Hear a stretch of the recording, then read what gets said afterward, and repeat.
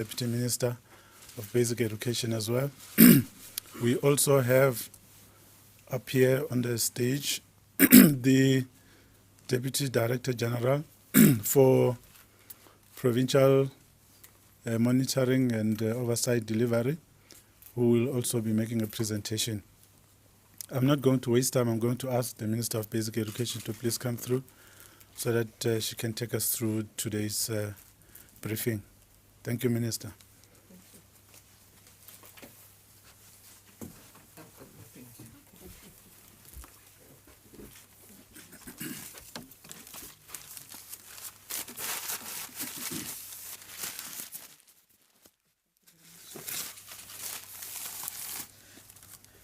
Good morning and thank you very much, Program Director. Let me acknowledge my colleague, the Deputy Minister, DG, Dr. Polio, DDG, Gea, and senior officials from the department, but most importantly, the members of the media. And thank you very much for honoring us with your presence. Indeed, Program Director, we really hold this media briefing in times of trouble, not only very cold, but it really happens on the back of a disturbing incidents of looting and burning down of buildings and vehicles. And as a sector, we're not even spared. Our young democracy has been tested to the limit, but on the other hand, as South Africans, we have demonstrated what a great nation we are.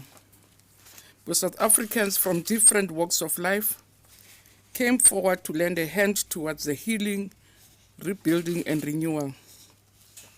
And as a nation, we should continue to express our appreciation and gratitude to all those South Africans who continue to work towards these noble goals and reject violence with the contempt it deserves. We should refuse to be divided as a nation along racial and ethnic lines, and where things have happened, we should work together and work for healing and nation building in this beautiful country of ours. And unfortunately, this unrest happened in the month of July, which we all pride or cherish as the Mandela Month. And I think in his name, let us all ensure that never again we witness these barbaric events recently in our country, and rather in his name work for peace, work for unity, and for our country's well-being and its people.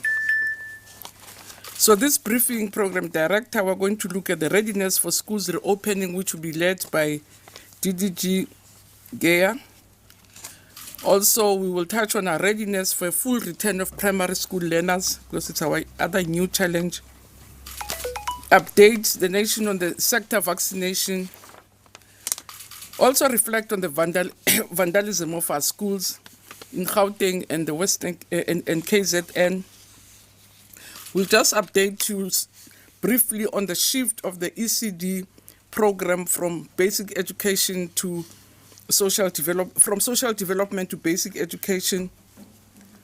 We have recently finalized work around the May-June supplementary exams, and we'll be announcing somewhere 24th of August. Is that not so, Dr. Polio?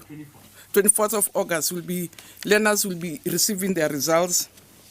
And just also make announcements on the school calendar for 2023, not 2022. 2023, and it's very helpful for people to be aware when we make these publications, because we do want them to comment so that parents don't discover in January that schools are opening on this day or not on this day. So we have published the 2023 school calendar, and we'll also be making a brief announcement around the school nutrition program. But first and foremost, I really want to take this opportunity to thank the staff and the leadership of the Department of Health from national to provincial department with the work that they really did with us on vaccination.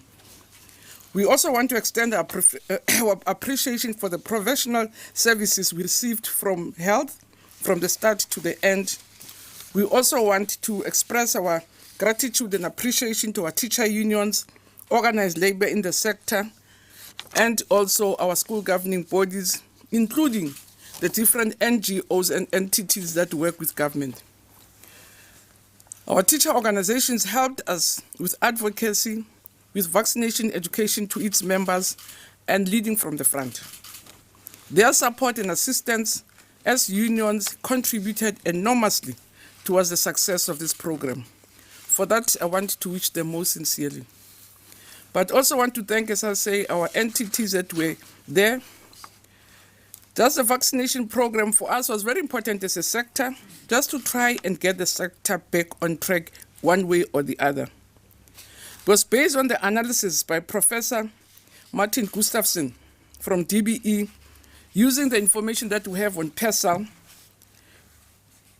They report that between March 2020 and February 2022, we lost almost 1,678 educators. And that's a very modest a number that we're citing. But it does show that as a sector, we were under extreme difficulties.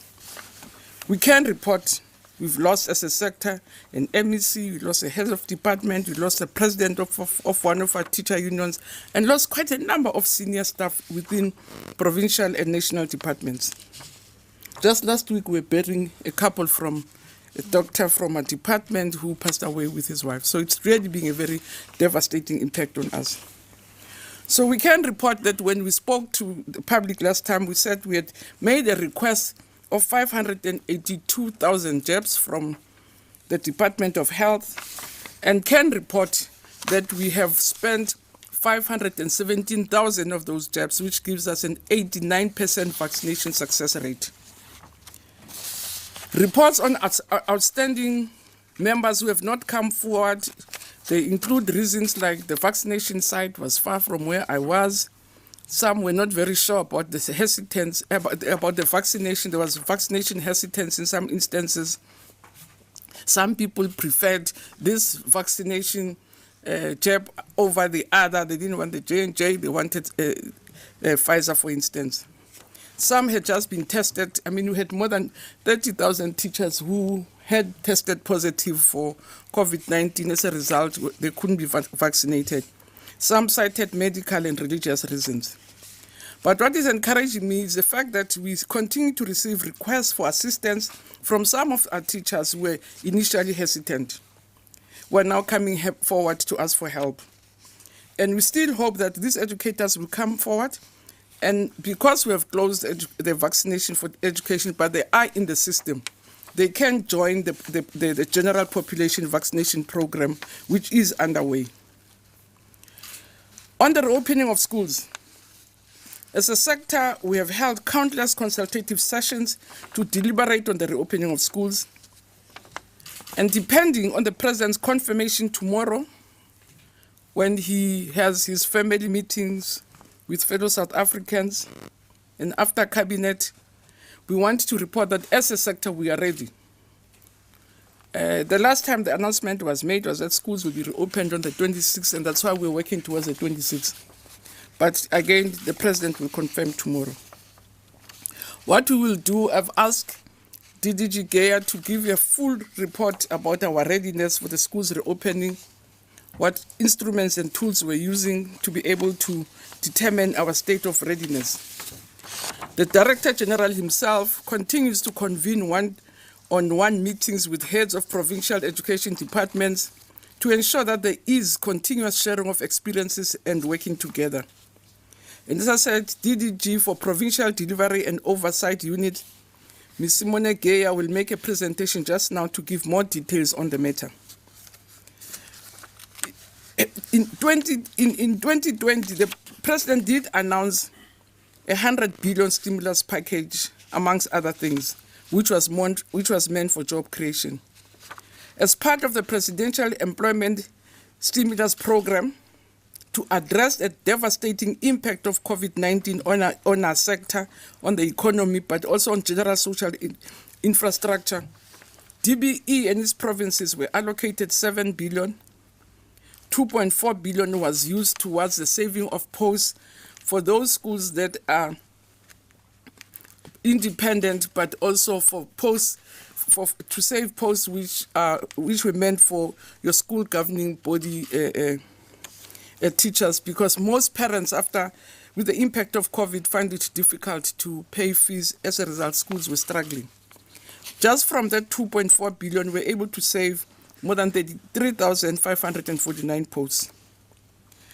The remaining amount of money, which is about 5 billion, was used to employ almost 320,000 young people as teacher assistants, but also as general workers. And these young people assisted the sector in addressing challenges in schools arising from the COVID-19 outbreak.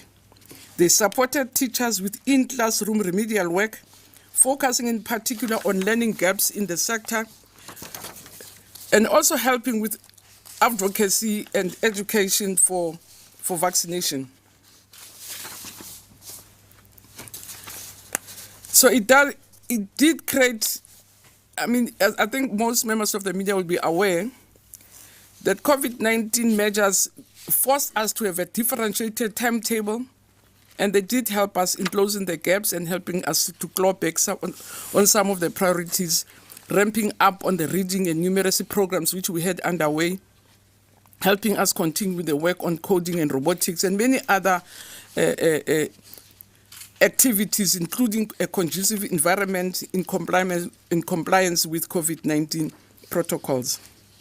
And we do believe that indeed, after Treasury has finalized whatever it's really working on, they'll be able to assist us in getting these young people back again into the system.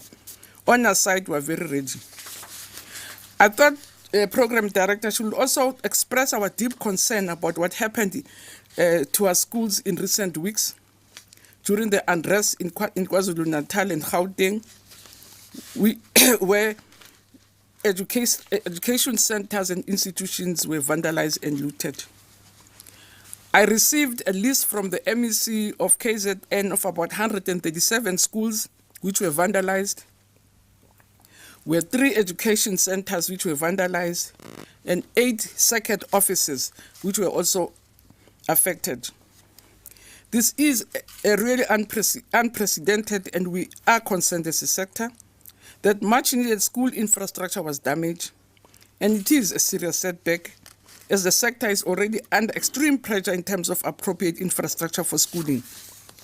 The province has made, I've been speaking to the MEC even from up to late yesterday, they're making all the necessary arrangements to ensure that all these schools do open on Monday, the 26th of July, and that teaching and learning continues. In Gauteng, more than 43 schools were vandalized from the beginning of the year, but during this period, only 11 cases were reported. 29 of the schools that were vandalized from the beginning of the year have been repaired out of the 43. And the province is also working hard to make sure that even the schools that were affected in Gauteng, the learners are able to go to school. In the main, from the reports that I received from the provinces, both Gauteng and KZN, our ablutions blocks were vandalized, plumbing equipment removed, water supplies destroyed, even including stealing water tanks that were put in schools. There was some schools had their electrical wires ripped off, copper cables stolen, school fences ripped off, certain libraries alight with textbooks and stationery. And in the main, our ICT centers and nutritional centers and admin blocks were the target. Though we have not finalized the cost of this damage, our estimates that we worked on in a meeting convened by the Deputy Minister on Friday, the estimations exceeded 300 million of damages that we've suffered as a sector. Because in face of such major attacks, we need to stand together in condemning the destruction of public and private property. We wish to thank all the partners who have joined the department in conveying this message, calling for the protection of schools. And as a sector, we've agreed with MECs to embark on an integrated campaign to involve school governing bodies, law enforcement agencies, our teacher unions, parents, and civil society to ensure that we take a strong position to love and protect our schools. And as I say, amongst the many strategies we've agreed as CEM was to mobilize our learners, as I said, and all the other people to help us really safeguard our schools.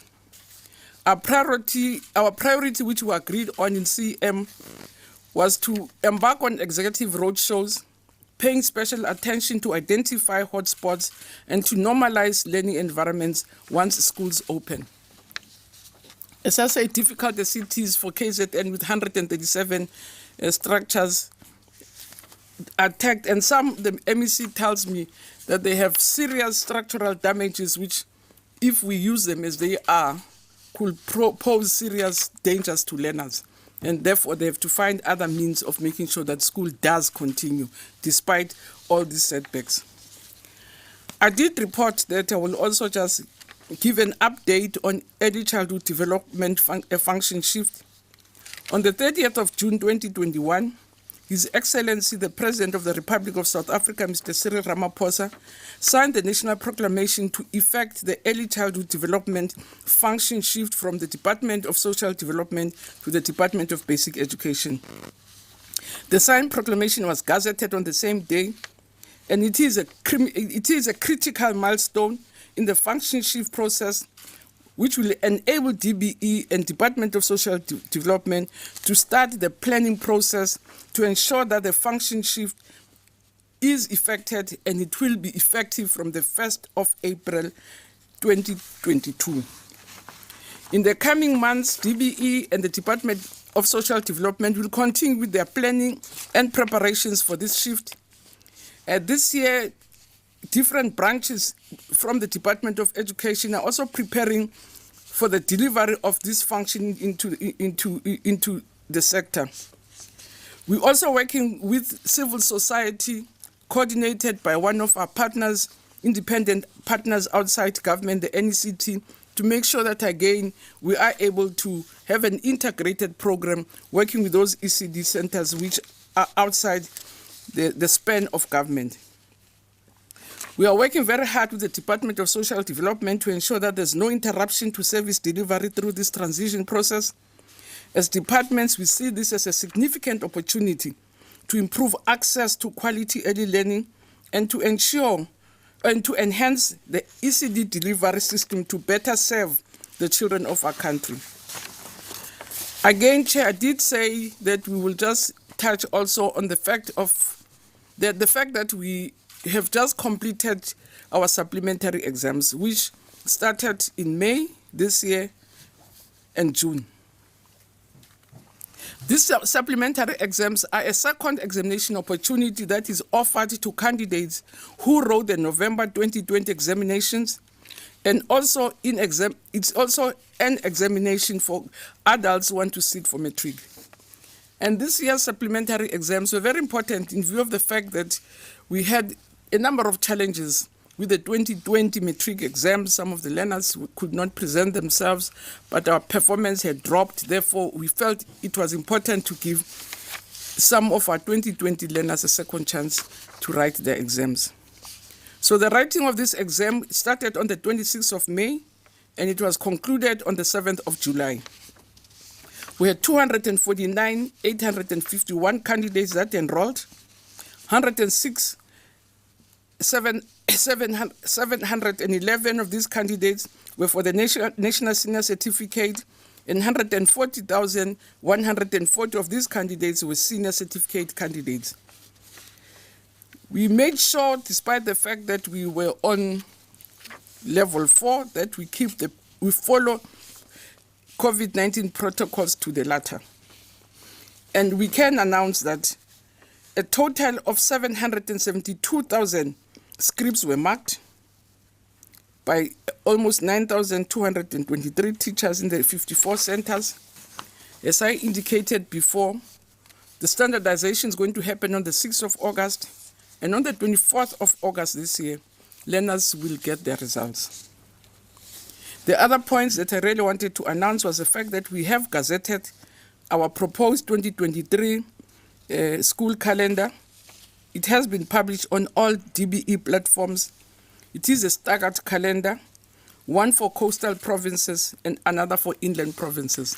Because if members of the public will recall, we tried to test if we could have one day for schools opening and one day for inland and coastal. Parents and committees came back to say they prefer staggered timetable, where inland schools open on a certain day and then coastal schools open on a certain day. And they cited reasons like movement, transport. If they've gone on holiday, they will really want to find time to really move in between provinces. So we've gone back to the staggered timetable, and that's why we're drawing your attention to it. We also wanted to make an announcement that we continue to put in place plans to continue feeding to learners not yet in school, because as I said, this week it will still be staggered. We hope to start phasing in your primary school from the 2nd of August, but some high school learners who are not covered by the full return to school will still really be on a rotational timetable. So plans are in place to continue providing feeding to learners not yet in school, using different options, including staggered feeding at schools, cooked food collected at school, food parcels collected at schools, as well as parcels at collection points other than schools, that provinces will really work out and say what is the best method.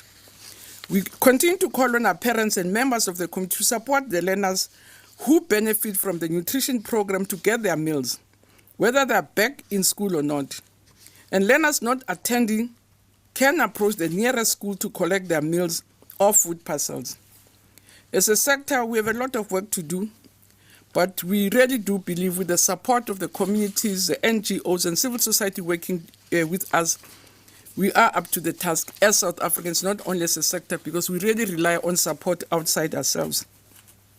And we believe that it will get better if all our partners and stakeholders continue to support us the way they have been doing. So I want to thank you very much, Program Director, and invite DDG Geya to really give an update about the readiness to return to school on Monday.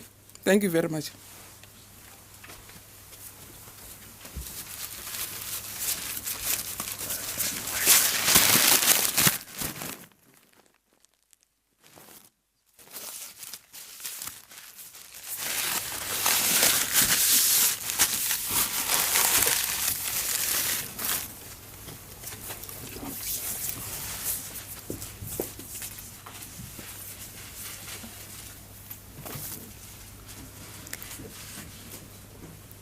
Good morning to everyone. I will do this presentation, which is quite a lengthy one, and I'll ask if you just bear with me around the details as I go through. The presentation covers the areas that Minister has covered in her report. So we talk to readiness in terms of the non-pharmaceutical interventions, and we just list what that is. It is about social distancing, the provision of water to ensure regular washing of hands, ensuring effective and efficient screening, ensuring that there is sufficient airflow in the classrooms, ensuring that the health measures are maintained in special schools and in learner transport. Then we also focus on readiness in terms of the non-negotiables, and these are sanitization and hygiene, and school nutrition program. And then there's an area that focuses on what remains as challenges for provinces.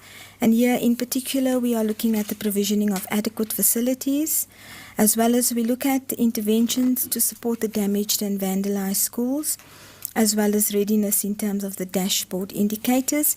And this we give in the dashboard according to the provinces and their readiness. So the first area then that we focus on is the non-pharmaceutical interventions. And like I said, it is about looking at what the readiness is, and I have already indicated, what the areas are. beside of the social distancing, we have to ensure that there's regular washing of hands and sanitizing. We have to look at proper wearing of face masks. We have to look at cleaning and sanitizing of frequently touched surfaces. That there's effective screening to prevent anyone with COVID-19 symptoms from entering the school premises.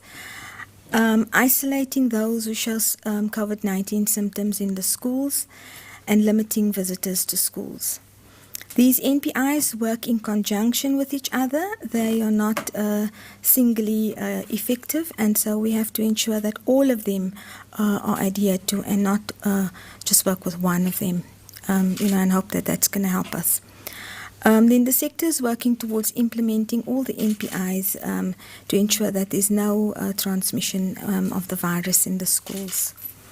Now, on regular washing of hands, we focus here on just what we have done around ensuring that there is a facility available on the provision of water tanks. So there are three main ways of providing water to schools, and if they don't get water supply from the municipality, it is about the supply of water tanks and then water to fill them. It's about making use of existing boreholes, and it's also about installing new boreholes.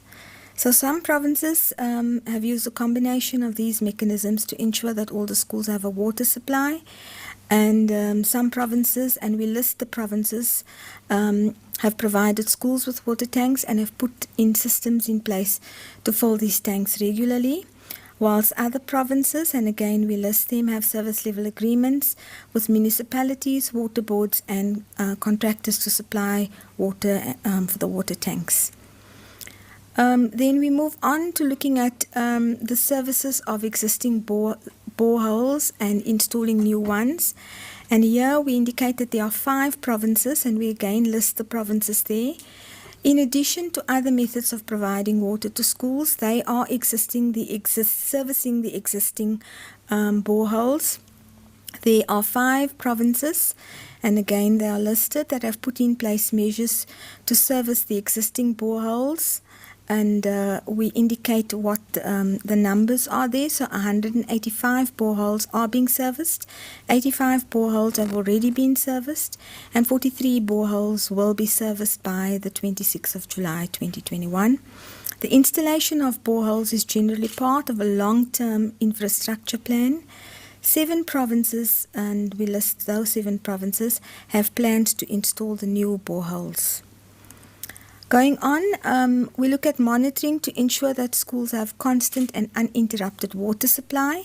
And here we talk about 7 provinces that have on-site storage facilities for schools which experience water challenges to address intermittent water supply. And this includes the provision of water tanks and the provision of boreholes. In areas where the municipal supply is not reliable, there are reservoir tanks that have been designed to store water for at least 48 hours. And in other cases, smaller storage facilities are connected to the municipal supply to collect the water during the off-peak period for use of the schools. Now on mask wearing, what we then indicate here is that the Health Department has recently provided guidelines to us on the lifespan of face masks, and it's 6 months. And so in line with this guidance, all provinces have made funds available to procure new masks. Provinces are at different levels of procurement stages to provide these new masks by the time that all the primary school learners return to the schools for daily attendance in the 3rd terms. In some instances, the provinces have already procured the new masks, and they are centrally stored in warehouses, and they will be distributed from there to the schools. And in other instances, provinces, the procurement process is in an advanced stage and will arrive by the time that the schools open. Some provinces have provided learners already in grade R, 1 and 8 with new masks in February 2021, and so they will just check about how good those are and issue new ones if need be. Then on the monitoring of proper wearing of masks, so provinces have issued out circulars to the school to reinforce the strict compliance with our standard operating procedures. The sector considers the wearing of masks as something that if you do not wear it, it is a serious misconduct. And then monitoring compliance in terms of proper wearing of masks is done at different levels. And this includes principals and other SMT members and teachers doing daily monitoring in the schools. The circuit managers and the district officials do spot checks as they visit schools. And the provincial head officers do regular monitoring on a sample basis with spot checks, and they also have employed monitors to do that. So on other COVID essentials then, we look at the provision of COVID essentials, and the schools in all provinces will have all the COVID-19 essentials when the schools reopen by the third term. These include masks for the learners, educators and non-educators, face shields, hand sanitizers, detergents and soap, disposable gloves, heavy-duty gloves for cleaners. Provinces use different mechanisms to procure the COVID-19 essentials, and I've already indicated that there's either a central procurement and then distribution to the schools, and I indicate here the provinces that have chosen the central procurement option. And then in other instances, there's a transfer of funds to schools to procure the COVID essentials by the schools, and those provinces are also listed there. Moving on then, now we're looking at monitoring measures to ensure that the schools never run out of the COVID essentials.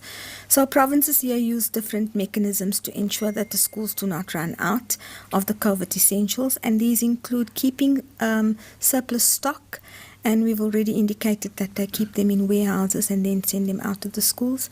The principals monitor the stock levels and regularly, and then they place orders when the stock gets low, and they report on any COVID-19 essential shortages to the respective districts, and those provinces who take that option are listed there. There's a frequent supply at least twice every term. This is the option that Northern Cape takes. And then employing officials to monitor the COVID essentials in schools, we indicate the province that's taken that option. And then in other instances, they use electronic surveys to check whether the stock levels are in order, and we indicate the provinces to do that. Whilst the schools first utilize their norms and standards funding to procure any additional PPEs where needed, and we indicate the province there. Then moving on to effective and efficient screening. So here it's about the provision of infrared thermometers, and to ensure that no learner, staff or any visitor is admitted to the school premises with COVID-19 symptoms. So all the schools have already been provided with adequate thermometers according to the size of the learner enrollment. The infrared thermometers are checked regularly to ensure that they are not faulty and that they don't give wrong readings. Dysfunctional or damaged thermometers are returned to the suppliers or they are replaced. And all the provinces have measures to ensure that the infrared thermometers are sufficient and that they are functional at all times. Then ensuring that the screening is done efficiently and effectively.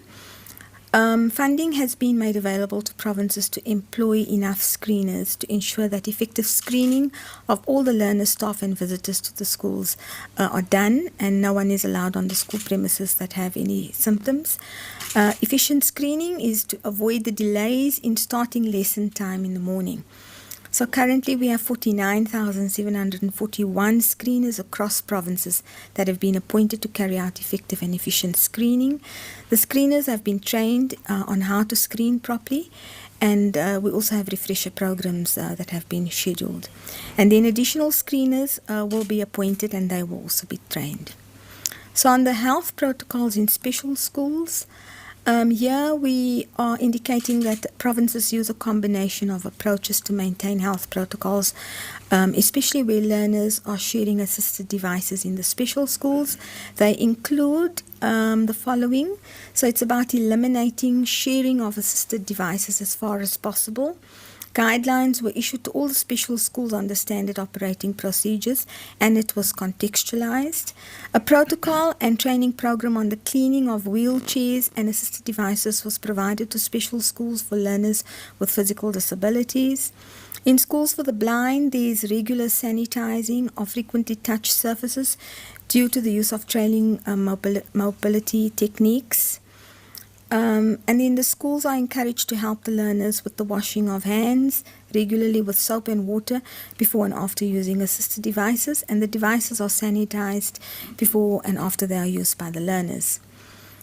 On the schools of skill, the protocols here that we are observing is to ensure that measures are put in place, that the workshops for the practical work that needs to happen in these schools and subjects include limiting the number of learners per workshop, and that there is a rotational timetable, continuous sanitizing of the machinery and the equipment, planning activities to avoid sharing of apparatus, machinery and materials, strict wearing of masks at all times and affording learners regular mask breaks, and keeping the doors and windows open to ensure regular airflow. The health protocols then in terms of learner support. Here we're talking about ensuring that measures are put in place, and a lot of the provinces have already done this to ensure that whilst learners are transported on the scholar transport, they all observe protocols that would include employing scholar transport monitors, and these monitors ensure that all the learners who enter the scholar transport are complying with the COVID-19 regulations. The learners and the operators have to wear their masks at all times. The learners have to sanitize when they're boarding and when they're disembarking from the vehicles, and the vehicles are cleaned and they're sanitized before and after use. The buses are all fitted with sanitizer dispensers. The training operators have happened about how to disinfect the learner transport vehicles, and the Provincial Departments of Education and the Department of Transport work collaboratively to ensure that all the health protocols are strictly maintained in the scholar transport. Now, in terms of readiness of other non-negotiables, here we're talking to sanitation and hygiene, and the measures are largely around providing ablution facilities. Infrastructure backlog dates back to before the COVID-19 period, and so the sector is not able to address this backlog in the immediate future given the budget cuts in the education budget. But whilst there are challenges in some of the provinces with regards to the ablution facilities, there is some progress that has been made. Provinces have ensured that all the schools have toilet facilities, although these facilities are not adequate in some schools. To address inadequacy, the schools across provinces have been supplied with mobile toilet facilities. Schools are supported to maintain these mobile toilets and to keep them in a good working condition. And in other provinces, which we list there, procurement is at an advanced stage to the supply of additional mobile toilet facilities. On school nutrition, the provision of meals are to targeted learners, and in all the provinces, learners who are targeted to benefit from the NSNP receive meals in all the schools. All the provinces ensure that the COVID-19 protocols are adhered to when preparing and serving the food, and all the provinces have put in place measures to prevent the spread of the virus when the learners eat their meals. This includes teachers monitoring the learners to ensure that social distancing is maintained when the learners have their meals inside and outside classrooms, and that schools have been instructed to keep the windows and the doors open to ensure good airflow. So on observing the protocols during the preparation and the serving of food, the provinces use a variety of approaches to ensure the COVID-19 protocols are pertained to in the preparing and the serving of the food, and that all the learners, all these protocols are adhered to when the learners return. And these approaches include providing a budget to ensure that the COVID-19 essentials such as sanitizers, masks and plastic aprons are procured. The training of COVID-19 protocols, which is similar to the training that they received on the food preparation and personal hygiene. Then making and distributing demonstration videos on kitchen safety protocols, monitoring and reminding school handlers to adhere to these health protocols, and there's a health and hygiene committee that makes sure that all the health protocols are adhered to regarding the preparation of food, whilst the orientation of the food handlers on health protocols to make sure that there is no deviation is continuous. Now, when we then look at the last area of this theme, then we're talking to the protocols during feeding time. And here we need to maintain as much physical distance between the learners as possible during feeding time.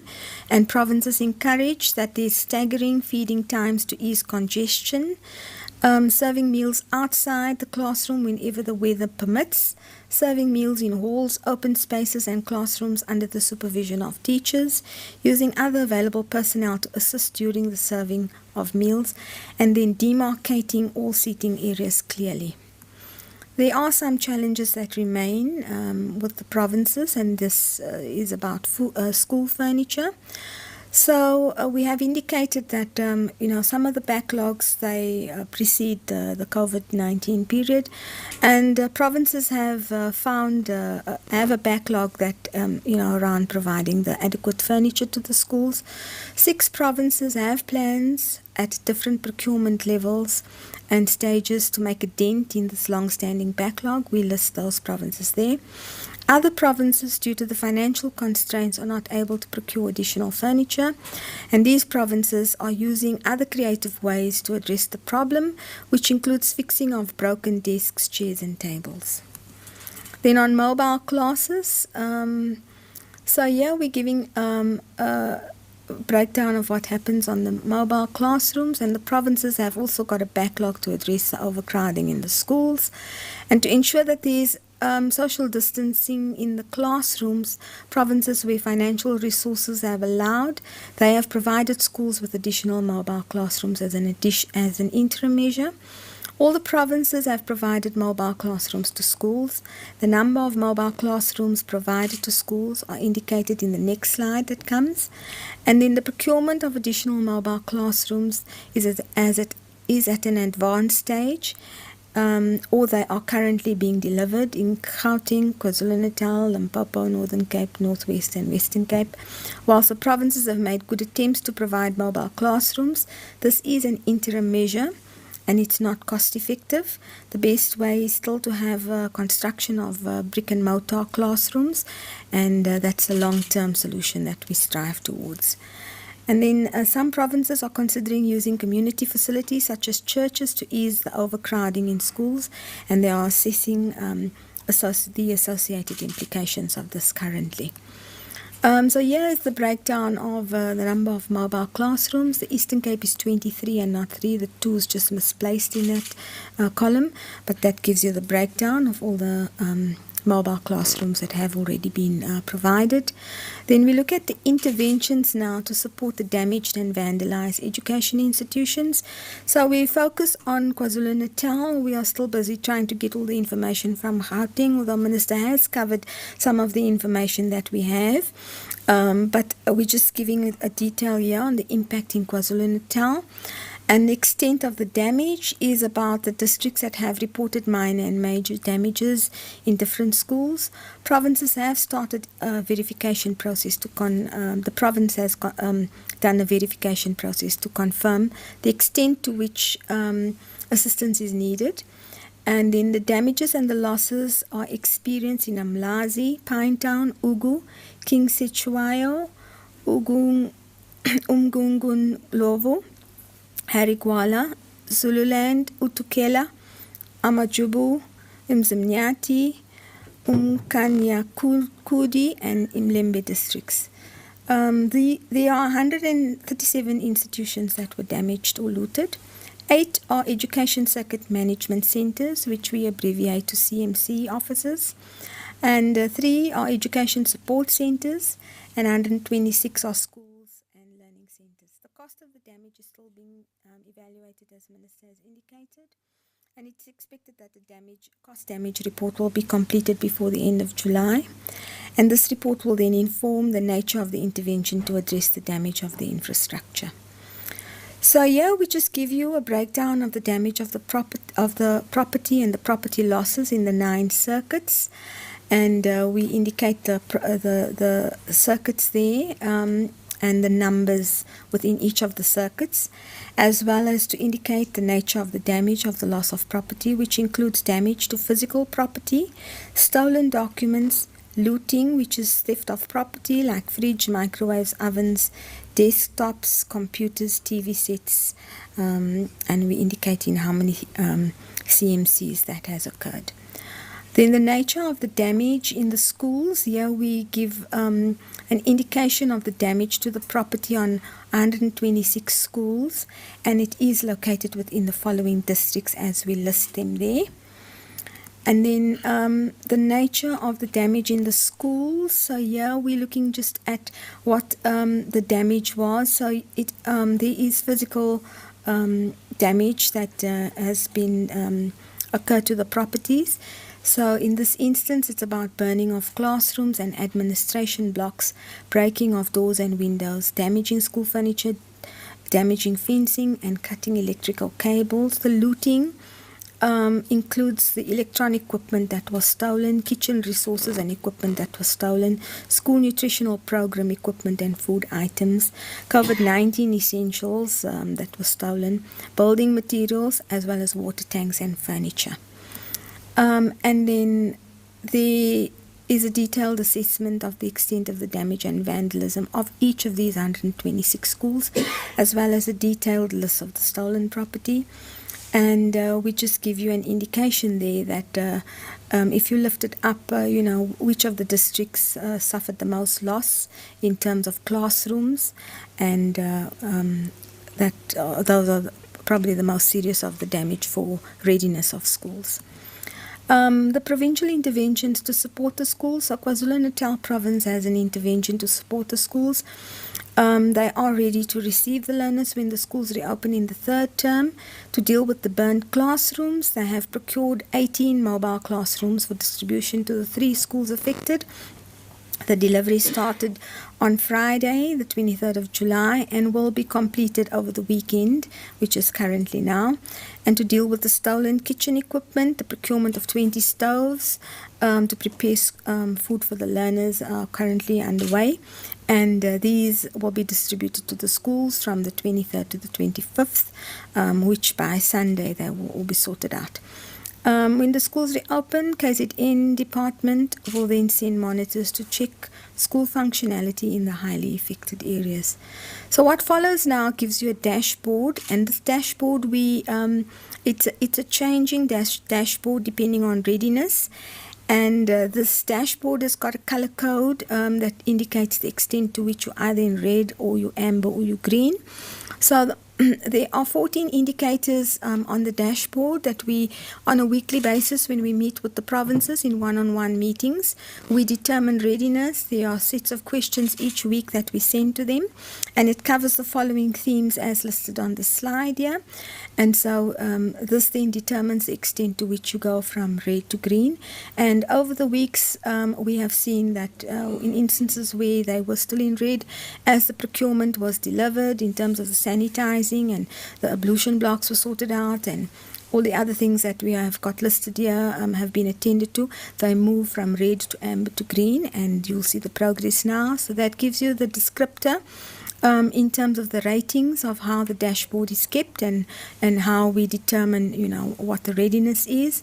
And then the slides that follow are per province. So this is the Eastern Cape, and you can see that the Eastern Cape, if we had to look at it last week, there were still some areas that were red. Those areas have now turned to amber, and a lot of the areas are green, which reflects their readiness.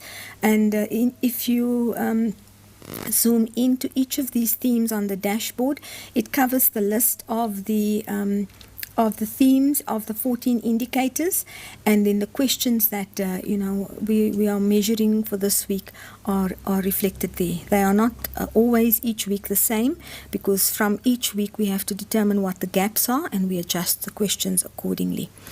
So then this is the Free State, and they are green throughout most. In fact, there's no, you don't see any reds or amber here.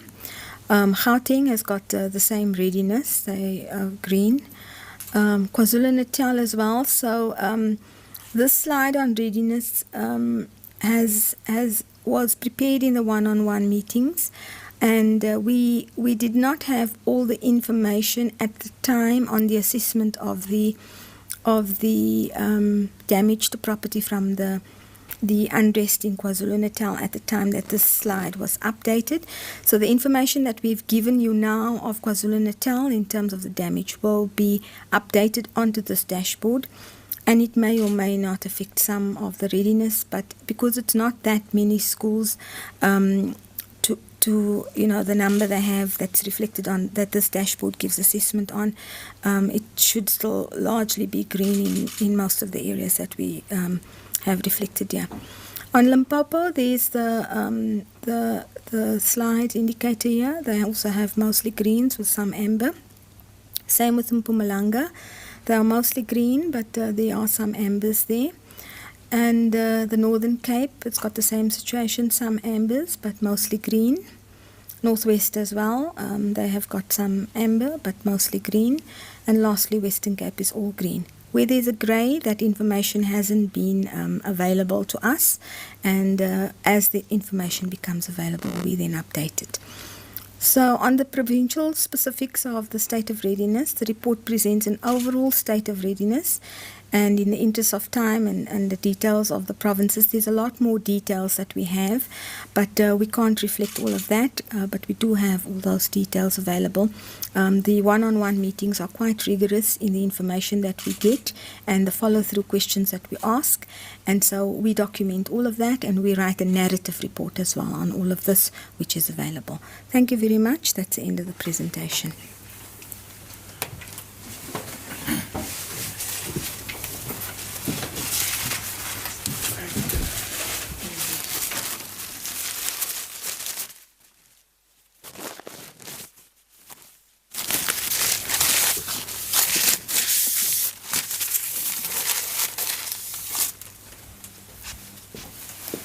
Thanks so much, DDG. We appreciate the detailed presentation.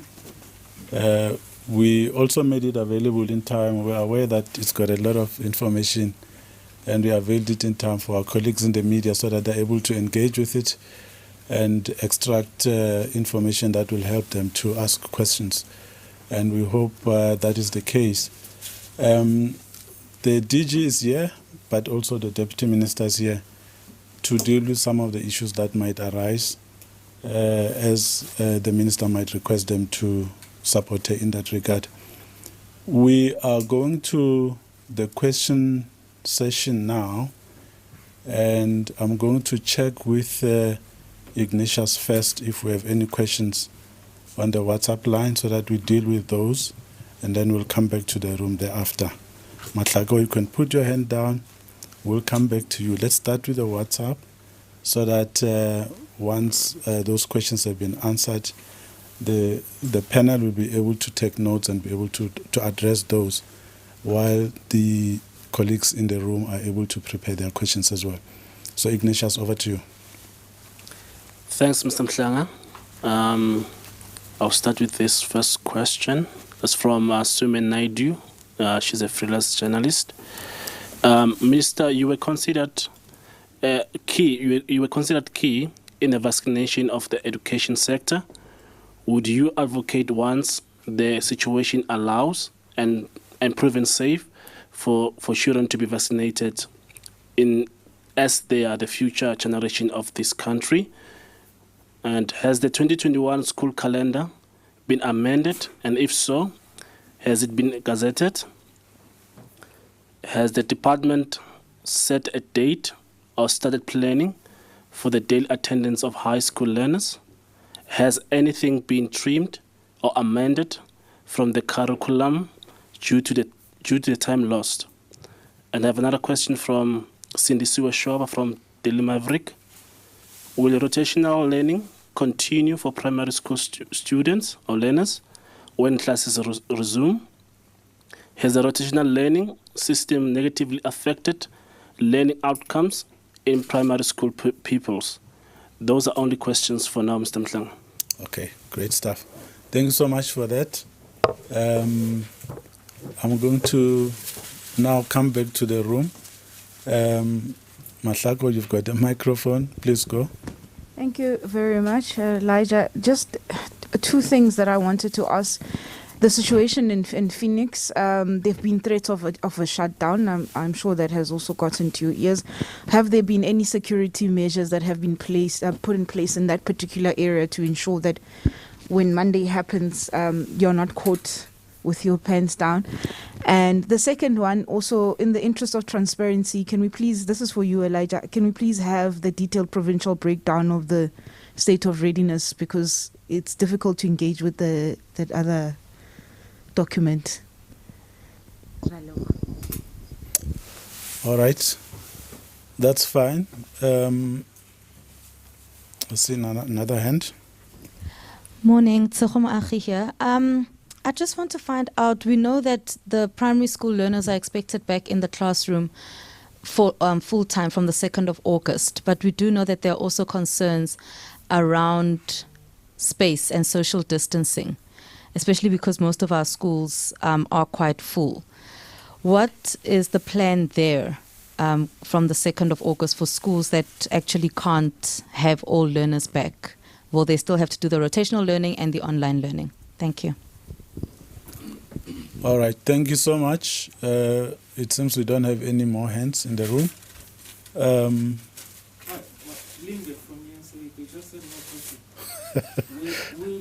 We see different provincial programs in terms of school building full capacity in August. Can you please repeat that question? It was not clear. We see different provincial programs in terms of school building to full capacity in August. Okay. I hope they get it, but I think it's covered in one of the questions that have been asked regarding space when schools return from the 2nd of August for all learners at primary school level. Hope, please come help.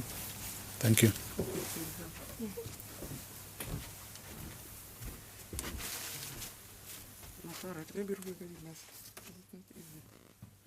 Off or on? Off or on? No. Take it off. Nothing off this one.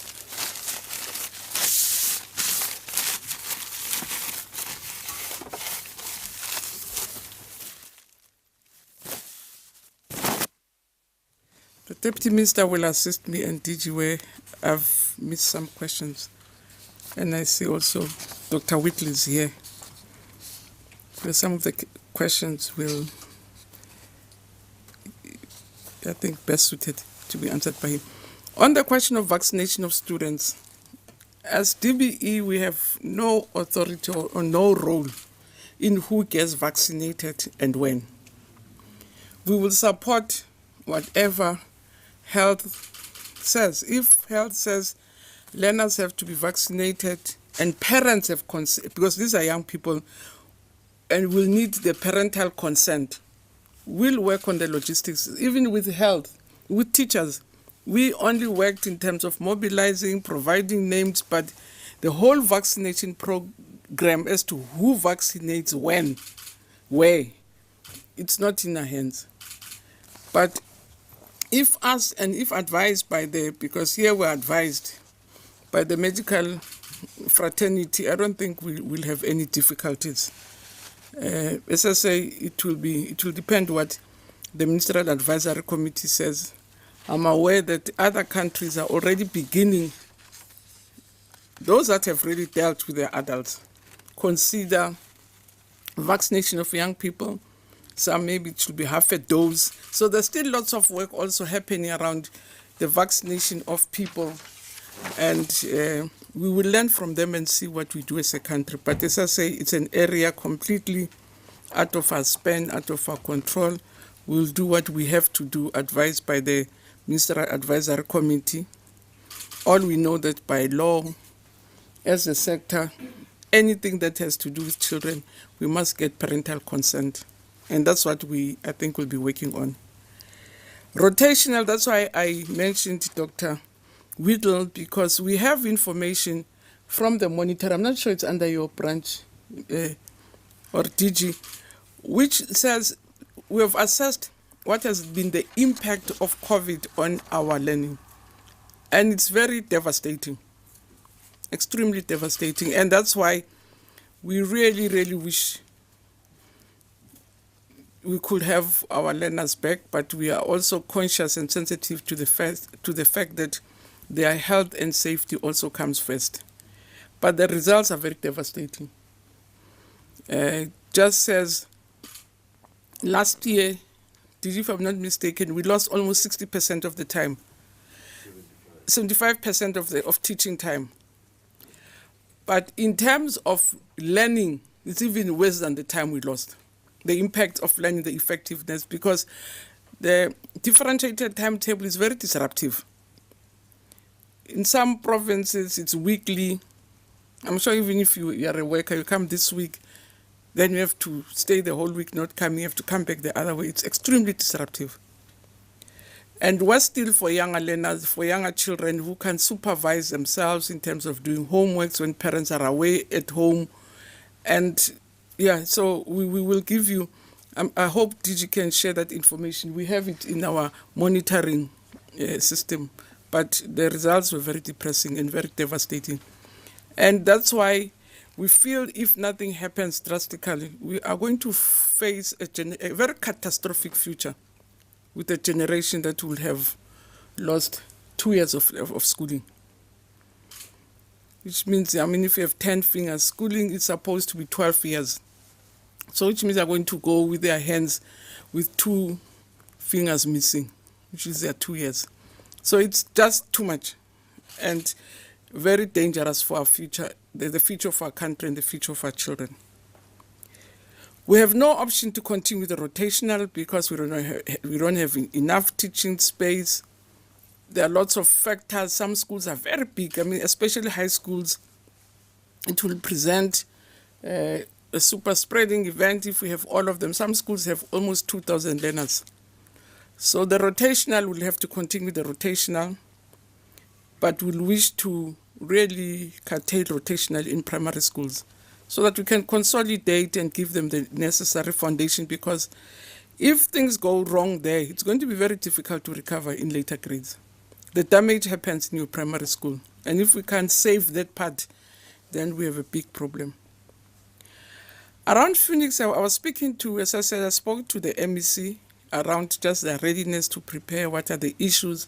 He did assure me that they are working flat out to make sure that where schools have been vandalized, they can clean. There's structural engineers to check where buildings have been affected, how safe are they, how safe is it to use those buildings, where books have been banned, to see if we can find if there are extra stocks lying in other schools to share with the existing schools, especially in special schools where there's also equipment which we import, and what is going to happen tomorrow. So they're working on it. So on Phoenix, there's also a community initiative by the KZN department and all different players, the Department of Police, your religious fraternals are there, the different communities are in a mediation process. So the MEC says that's what they're busy working on, just to make sure that they can bring some calm in Phoenix. And based on that, they will definitely really, I think if over the weekend they will be sure whether Phoenix continues. But their starting point is that schools must go back, schools must go on. But obviously they won't force matters if it's not safe for children to be moved into Phoenix. And the problem is that children who stay in Phoenix, I don't know what reason will you give them to say it's unsafe for them to go to schools in their neighborhood. The biggest threat will be children who come from the outside area who study in Phoenix. So the MEC did assure me that they're working on it, but the general agreement is that they want schools to start even in Phoenix, and then they work on the healing process. Whether we'll have different provincial programs, I think that's what DDG Gaya was really reporting on. Different provinces have got different dynamics, different schools have got different issues. There are schools that can return all their primary schools without any difficulty. They have enough space, they can use their specialist rooms, they can use because for instance, some of the schools have lots of labs, libraries, it's just teaching space, convert them into teaching spaces. So we do expect different programs in different provinces. some schools and some provinces are already engaging with their priests, with local councillors to use community halls. But as I say, our biggest prize is to get primary schools getting daily tuition. That's what we're fighting for. And we'll then look at what is possible under the circumstances so that we don't breach the health protocols, but we do want primary school kids to come back to school. And different provinces are looking at different measures. As I said, some schools, for instance, Gauteng has been building extra classes through a community initiative just to add blocks of classrooms, which in a way also helps us to deal with overcrowding, which has been our old historical problem. But we will have different problems. Social distancing, we, as I say, we're bound. And we also really also appreciate the fact that we have to stick to the health protocols. Some provinces have already experimented around even changing seating arrangements. Remove desks, get chairs. So if people have chairs and they write on their laps, you give them lap desks. As I say, it's good. It's better than getting them to be playing in the streets. At least as long as we can have them at schools. Some provinces are looking at rotation, not in terms of day, in terms of hours, that they come earlier, 7:30, they leave at about 12, and then somewhere, so that they really rotate, having come to school, that they get daily tuition. So there are also different methods, and that's why we gave you that long presentation. So we will indeed endeavor to make sure that you all have access to that report, because it's quite long, it's got templates, and it's also showing us how different provinces have been planning, because we've been working on this matter for almost 3 months on the return, so it's not anything new. We've been working towards it. For instance, if I had my way, we would have brought them back even during second term, before breaking for this. And that's when provinces advised me to say, no, we need time to sort ourselves out. And that's why it was planned for the third term. But if I had it my way, we would have returned them during the second term. So we've been working on it for almost 3 months to find ways of coping within the protocols, but still having primary school children back at school. So, DM, I know there's a question I missed from Unaidu as I was writing. So, Is the amendment of our calendar. okay. So, colleagues will help me with the questions that I missed.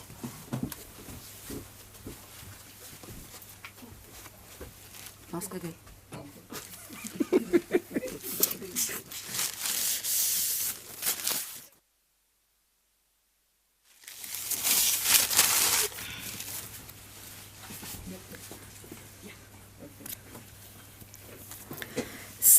So just to answer the question on the 2021 calendar, the issue on the calendar, well, the announcement that the President made that the schools closed earlier and that the opening on the 26th of July have been factored into our directions. So that is there. What we have left to do is to finalize the calendar, the actual school calendar that we publish, and just to align it according to the adjusted dates of the earlier closing, and then we will be able to publish that. We've not gazetted it yet. There are 5 days that we need to recover in the calendar, and we are looking towards how we can do that. We will, after consultation with our stakeholders, then publish the calendar, and we will also look at how we recover the 5 days that were lost. There is a possibility that we can see in how we can structure it, but we need to consult first on that before we can publish it. Thank you very much. Did you about lost?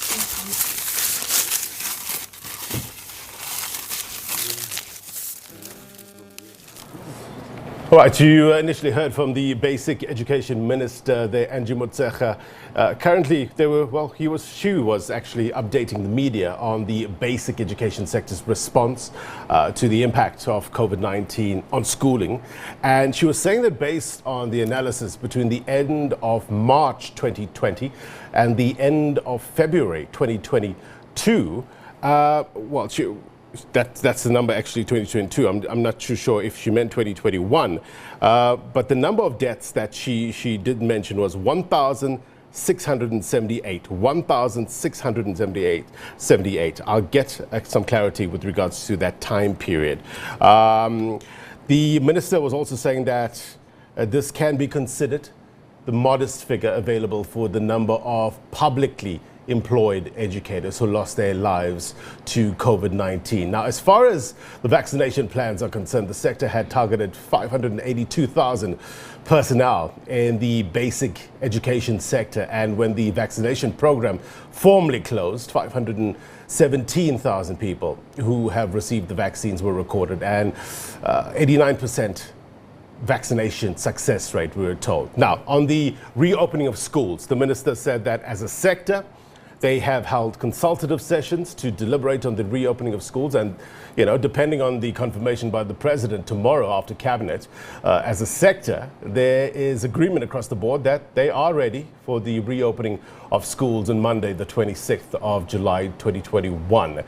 School management teams and support staff have already gone back to work, as you know, and from Thursday, in fact, the 22nd of July, and to prepare for the return of learners and teachers on Monday. Now, the minister gave us an update on the schools and education centres.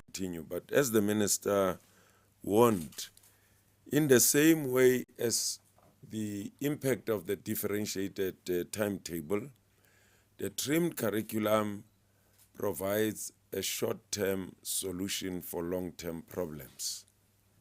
Let me give an example. The class of 2021 are grade 11 learners of 2020. They moved on to grade 12 with a trimmed curriculum. And the National Senior Certificate is based on grade 10, 11, and 12, which means their grade 11 curriculum, they still have to cover whilst they do the grade 12 curriculum this year. So that's the impact of the trimmed curriculum. That's the impact of even the differentiated timetabling, as the minister said. So the trimmed curriculum continues until we go back to normal schooling. If we're able to get all primary school learners back, which is what we want to happen, it will get us back to cover the entire curriculum and gradually move away from the trimmed curriculum.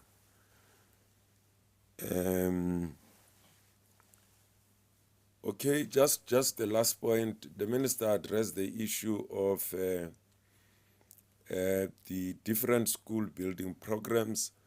On Thursday, Minister, we had a meeting with all teacher unions, and each head of the department gave a summary of the state of readiness, which is exactly what Mrs. Kaya shared with the public and the briefing this morning. So in essence, provinces are saying they are ready for receiving learners on Monday. They are also saying they are at different levels of readiness for the return of all primary school learners, given the data that has been shared by Mrs. Kaya. Thank you very much.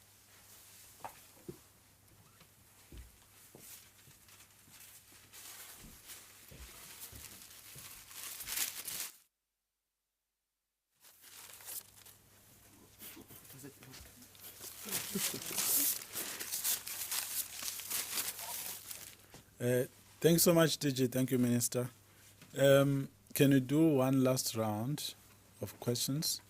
We'll start with the WhatsApp line first, and then we come back and conclude with the colleagues in the room.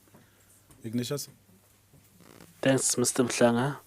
On WhatsApp, we don't have any questions. Okay, that's great. Thank you so much for assisting us with this, Motshekga. I don't know if I missed it, but what is the plan in terms of high school learners going back to school full time? What's the delay there? And secondly, I understand we are anticipating another wave sometime later in the year. Do we think that we would have at least made some sort of strides in that contact time that you spoke about, Minister, because you did say you lost over 75%, I think, in terms of teaching time. Are you hoping that you can, sort of like make it rain now while things are looking like they're getting better. Thank you. All right. There's one question in the WhatsApp now. Question, Mr. Mhlanga. It's from Christian Duplessis from Network 24. Is it the expectation of the minister that schools will reopen on Monday? And exactly what grades will be returning on Monday? Yeah. That question was dealt with in both the media statement and the presentation. I'm just going to ask the minister to come conclude with the response to the questions asked in this last round. Thank you, Minister.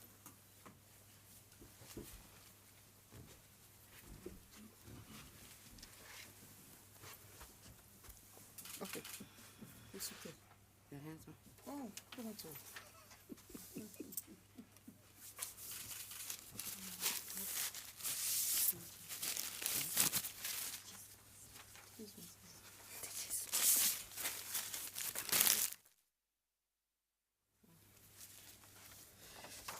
Yeah, Motshekga, you're quite right. As I said, we're in a very difficult space.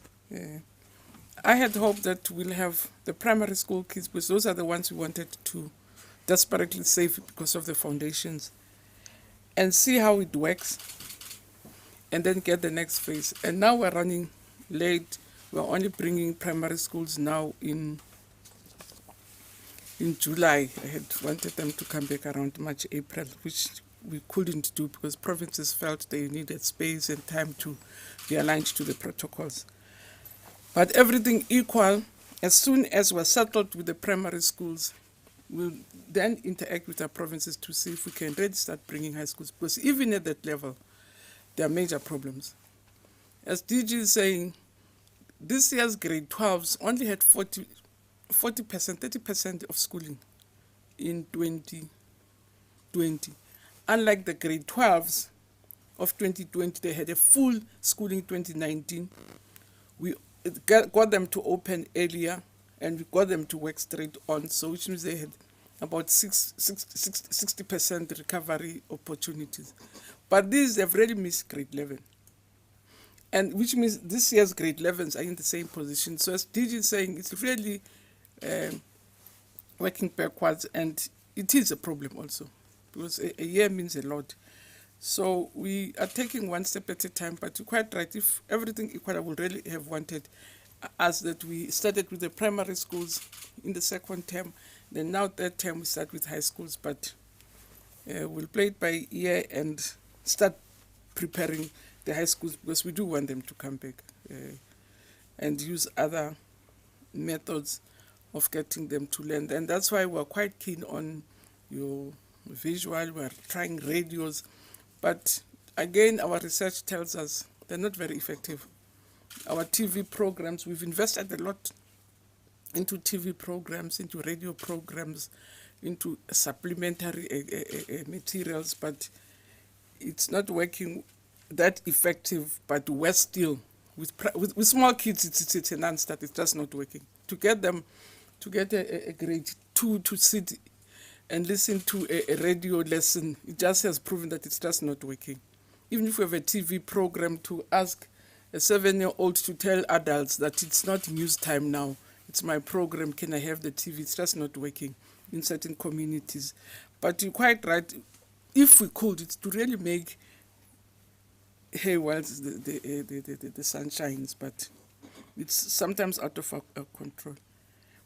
On Tuesday is the resumption of schools as we closed. So it's all learners according to the timetable they closed with when we left and when we closed schools. So it's just the normal schooling. So if by Monday, in your old timetable, Mondays was your day, these kids call it a shift, it was your shift. So which means Monday you must come. If your shift was going to start on Tuesday, it means you must come on Tuesday. So they have to return according to the arrangements. And I hope schools will remind kids that schools, as I said, which were doing weekly sessions, if it was your week, then your week starts. The other learners' week will start on the 2nd. It's from the 2nd that we hope in the primary schools unless there are just serious difficulties in terms of your level 4, it might dictate something different. But what we wish for from the second is to get all primary school kids back to school. And all the other arrangements we've been trying to work on are being worked on. I was fearing or expecting that I'll be asked a question about social distancing, that we abandon the 1.5. We working with Ministerial Advisory Committee with the health experts to say, is it possible to reduce from 1.5 perhaps to 1 for young people? The preliminary advice we have is that it is safe, but because we can't take those decisions on our own without approval from the Ministerial Advisory Committee and therefore from health, we're not able to implement it. But our research, our investigation, everything else has told us that it's possible. Some schools, for instance, some schools are using screens. That they have screens like we have in shops separating those that can afford. So again, we especially in high schools, we're exploring those. So yeah.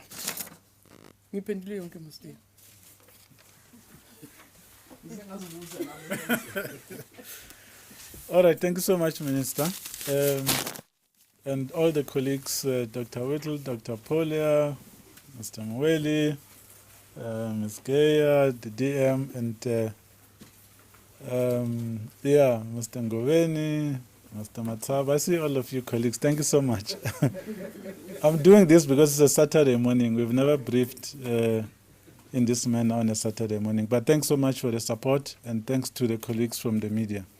That's how we come to the end of this media briefing. Thank you.